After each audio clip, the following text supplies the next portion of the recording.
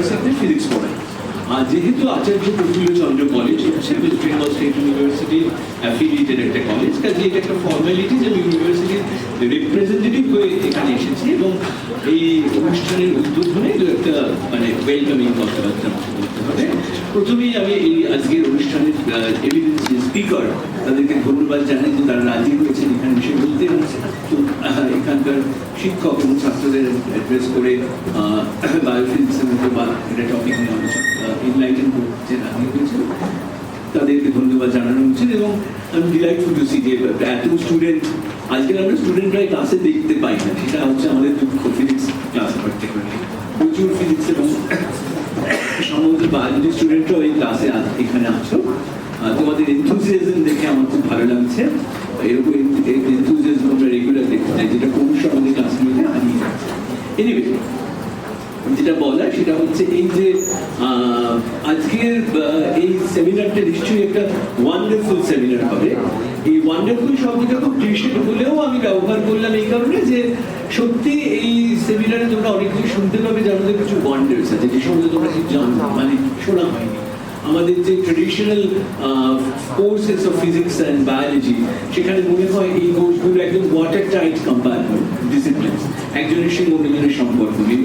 যেরকম আমাদের টিআইসি একটু আগে বলছিলেন যে আমাদের ধারণা হয় যে স্টুডেন্টদের মধ্যে যারা সায়েন্স স্টুডেন্ট তাদের মধ্যেও অ্যাজ এ ভাগ আছে।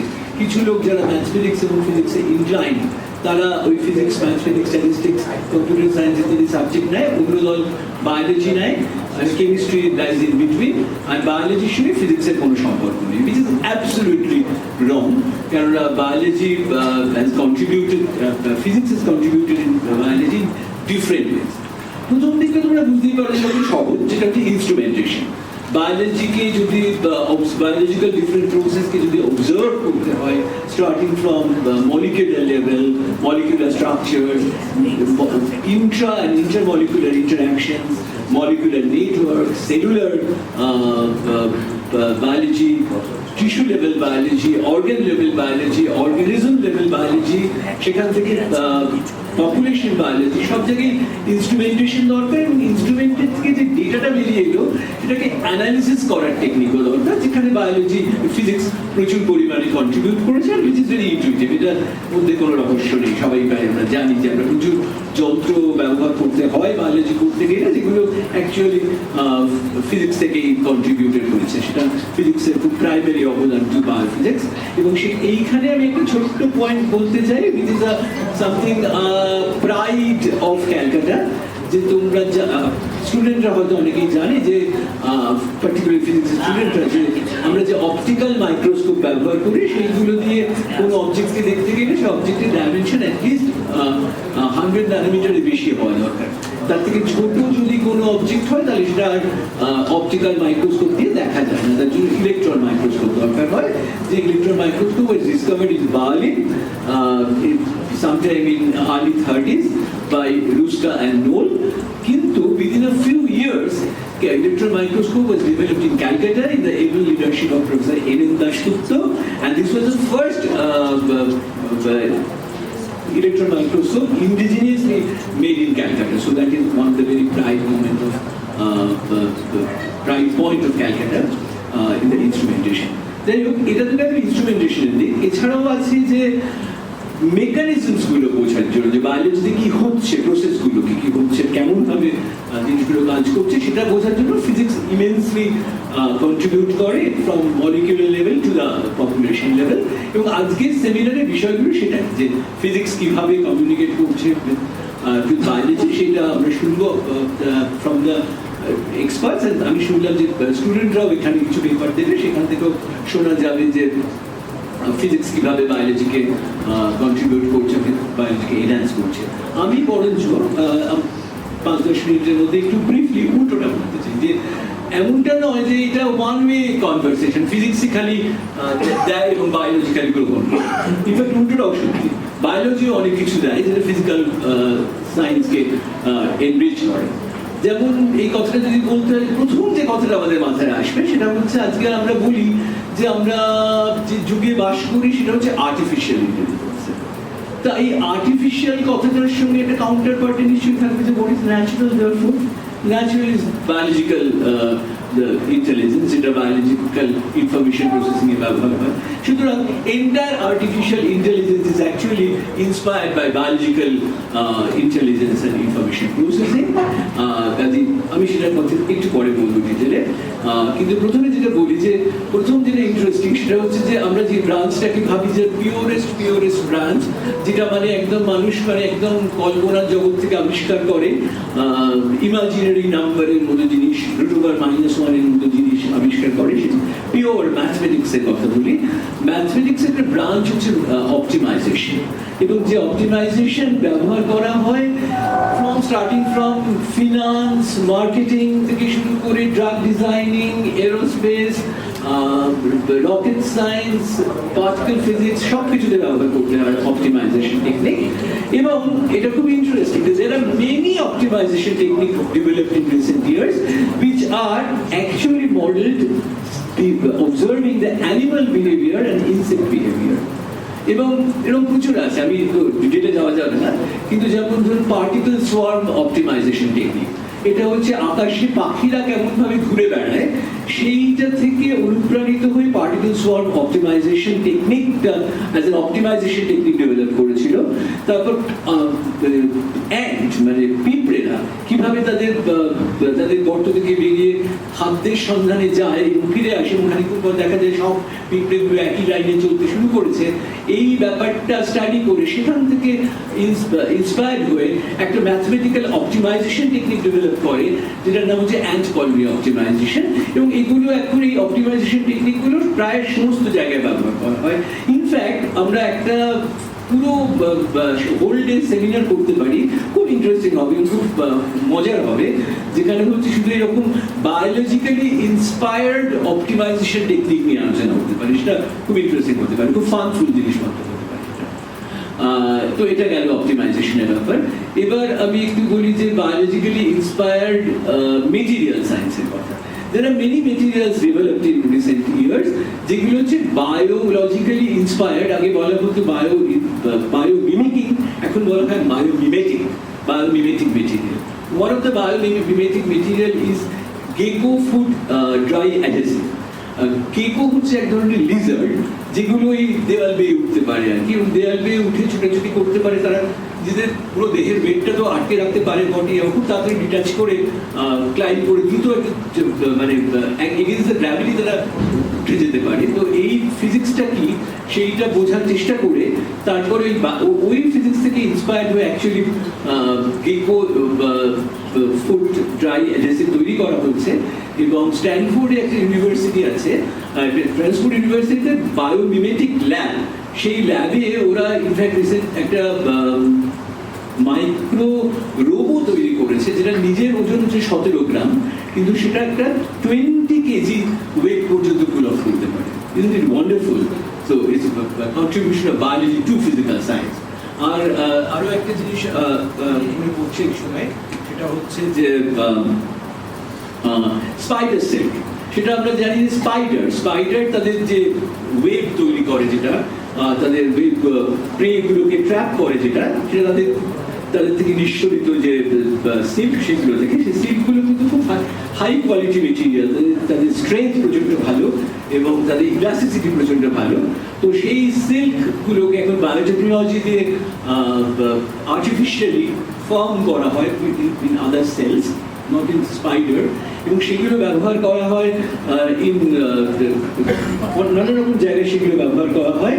যেমন হচ্ছে মেডিকেল সায়েন্সে ব্যবহার করা হয়, ডিফেন্সে ব্যবহার করা হয়, বায়োডিগ্রেডেবল ফেব্রিক হিসেবে ব্যবহার করা হয়, এবং নানান জায়গায় ব্যবহার করা হয় এই ধরনের স্পাইডার সিল্ক। এছাড়াও অনেক মজার জিনিসের কথা বলবো, সেটা হচ্ছে আজকাল ব্যবহার করা হয় স্ট্রাকচারাল কালার্ড মেটেরিয়ালস। এগুলো পিগমেন্ট নয়, কালার তৈরি করছে কিন্তু সেটা পিগমেন্ট নয়। এর ইন্সপিরেশন কোথায়? যে পিককের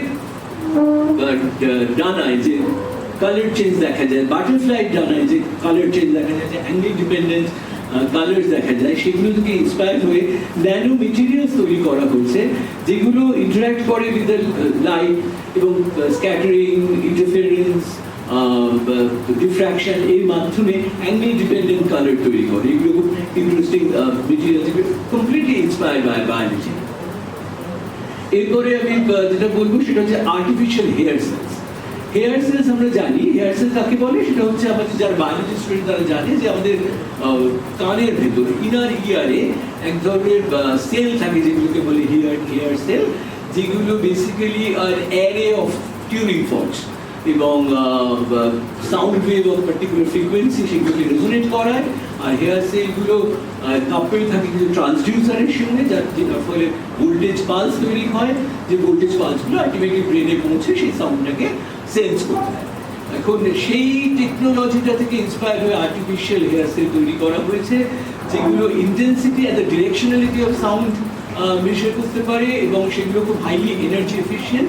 so another contribution of biology to physical science.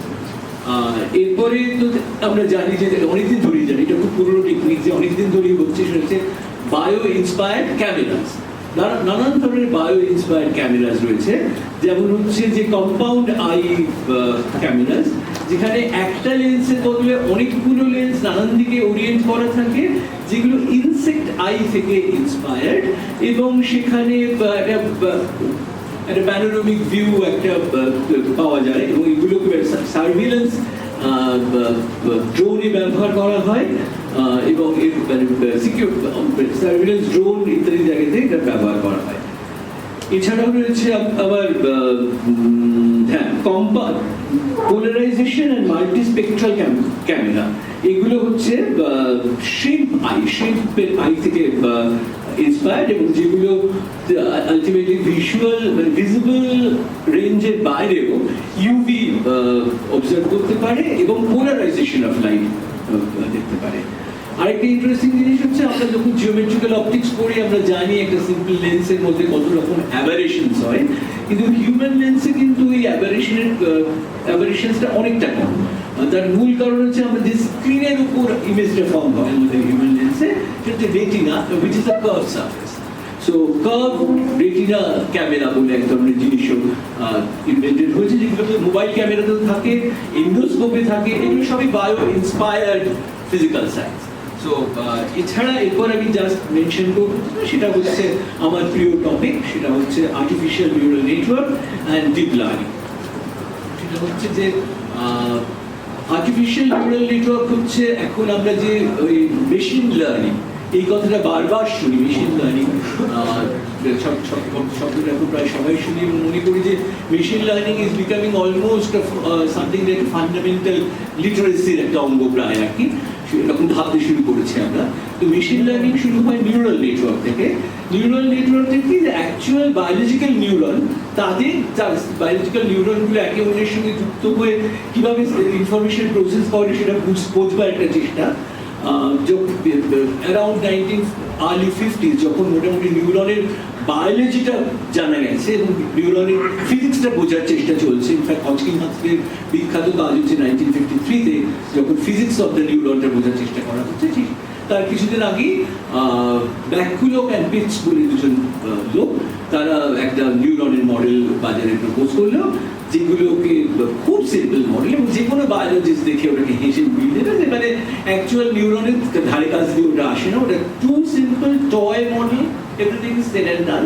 কিন্তু ওই টয় মডেলগুলোকে অ্যাপ্লাই করে কিন্তু ওই মানুষের ব্রেনে বা যে কোনো অ্যানিমালের ব্রেনে যেরকম নিউরনসের নেটওয়ার্ক আছে, সেরকম খুব সিম্পলিস্টিক নেটওয়ার্ক তৈরি করার চেষ্টা করা হতো, যেগুলোকে বলা হয় আর্টিফিশিয়াল নিউরন।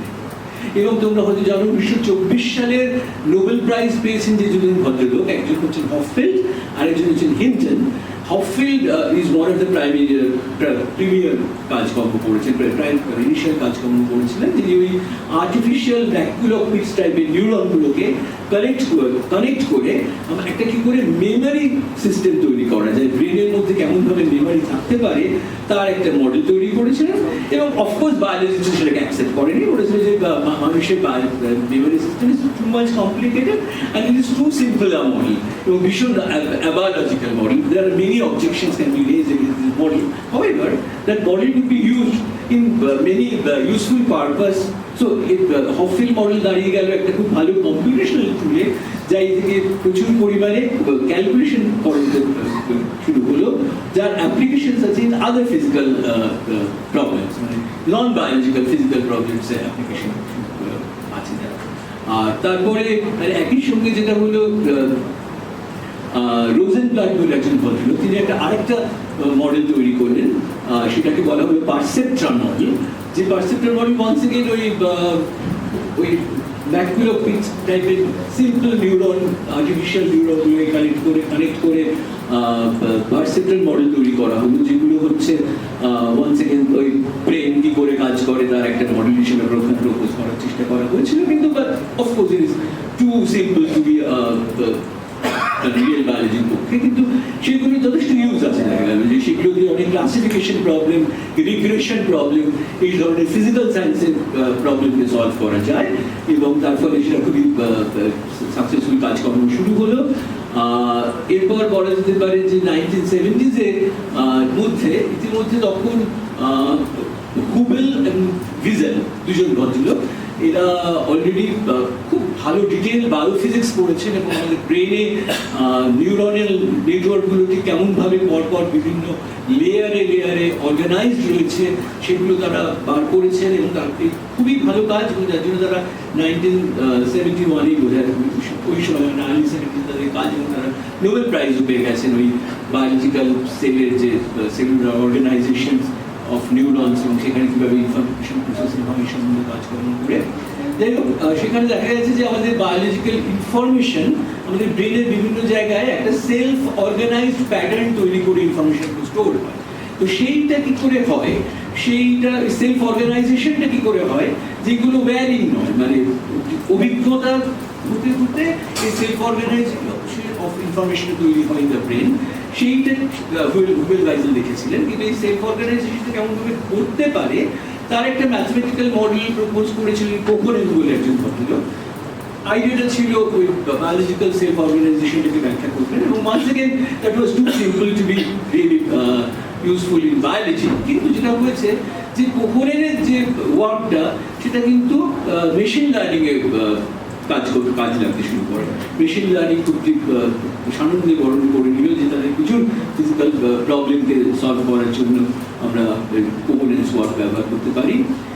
এরপরে আমি যেটা বলছিলাম পারসেপ্ট্রন নিয়ে উত্তেজনা কিছুদিনের মধ্যে সীমাবদ্ধ হয়ে যায়, কারণ বোঝা যায় যে পারসেপ্ট্রনের দিয়ে যে ধরনের প্রবলেম সব সলভ করা যায় সেটা লিমিটেড। একটু কমপ্লিকেটেড প্রবলেম হলে পারসেপ্ট্রন দিয়ে কাজ করা যাবে না। সেই সময় আরেকটা গ্রুপ, রুমেল হার্ট, হিন্টনের নামটা পার্টিকুলারলি বলছি কারণ 2024 সালে নোবেল প্রাইজে হিন্টনের নাম ছিল। এরা তখন সবাই মিলে প্রপোজ করলেন মাল্টি লেয়ার পারসেপট্রন একটা জিনিস, কিন্তু এরা ব্যাক প্রপোগেশন, এবং সেটা একটা দিগন্ত উন্মোচনকারী একটা কাজ, এবং যে কাজটা অ্যাকচুয়ালি ব্রেনের ওই নোবেল প্রাইজে যেরকম বিভিন্ন লেয়ার্স অফ ইনফরমেশন প্রসেসিং লিখেছিলেন তার থেকে ইন্সপায়ার্ড, এবং সেখানে সেটা করে, এবং তারপরে কয়েক দশক হচ্ছে এমএলপি যাকে বলে মাল্টি লেয়ার পারসেপট্রন, এবং তাই দিয়ে প্রচুর ধরনের ফিজিক্যাল প্রবলেম, সেটা সেই ফিনান্স থেকে শুরু করে লার্জ এন্ট্রন কোলাইডার অব্দি, মানে সমস্ত জায়গাতেই প্রায় ওই মাল্টি এমএলপি গোছের জিনিসপত্র ব্যবহার করা শুরু হলো। কিন্তু দেখা গেল যখন আমরা অনেক বড় ডেটা ব্যবহার করছি এবং অনেক বেশি কমপ্লিকেটেড প্রবলেম সলভ করতে যাচ্ছি, তখন এমএলপিটাও হ্যান্ডেল করাটা খুব শক্ত হয়ে যাচ্ছে, মানে প্রায় অসম্ভব হয়ে যাচ্ছে। কোনো জায়গায় মানে পুরো জিনিসটা ব্লো আপ করে যাচ্ছে। তখন আবার একটা হিন্ড্রেন্সের জায়গায় যখন এলো, তখন ওয়ান সেকেন্ড কে রেস্কিউ করলো প্রবলেমটা, বায়োলজি। কেননা হুবেল ভাইজেলরা আবিষ্কার করেছিলেন যে প্রত্যেকটা নিউরনের একটা করে রিসেপটিভ ফিল্ড আছে, মানে প্রত্যেকটা নিউরন কতখানি স্টিমুলাসের জন্য রেসপন্ড করবে তার একটা নির্দিষ্ট জায়গা আছে। সে আইডিয়া অফ রিসেপটিভ ফিল্ড সেটা আবার ব্যবহার করা হলো ইন কনভলিউশনাল নিউরাল নেটওয়ার্ক বলে এক ধরনের আইডিয়াতে, এবং এই convolutional neural network coupled with NLP is what is known as deep learning. আজকালকার দিনে আমরা যারা একটু খবর শুনি about NLP, আমরা সবাই ডিপ লার্নিং এর কথা জানি।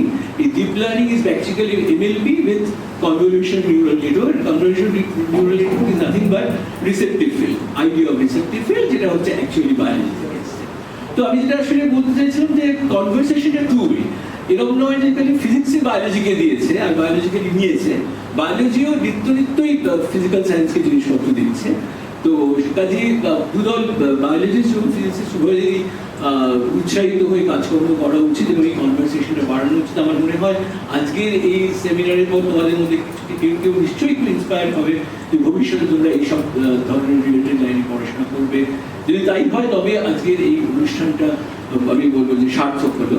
তো এনিওয়ে আমি একটা দুঃখের কথা জানাই যে আজকে এত ভালো একটা সেমিনার, দুজনেই বলবেন প্রফেসর গৌতম বসু এবং প্রফেসর জয়শ্রী সাহা, এরা দুজনেই আমার পূর্ব পরিচিত এবং তারা খুবই ভালো বলবেন আমি জানি। আর স্টুডেন্টরা পেপার দেবে, সেগুলো খুব ইন্টারেস্টিং হবে। কিন্তু আনফর্চুনেটলি ইউনিভার্সিটিতে আমার এমন কাজ আছে যেটা আমি কিছুতেই অ্যাভয়েড করতে পারছি না। তো আমি চলে যেতে পারি সবার কাছ থেকে মানে একটা অনুমতি নিয়ে চলেই যাবো, কিন্তু এই অনুষ্ঠানটার একদম সাকসেস হবে।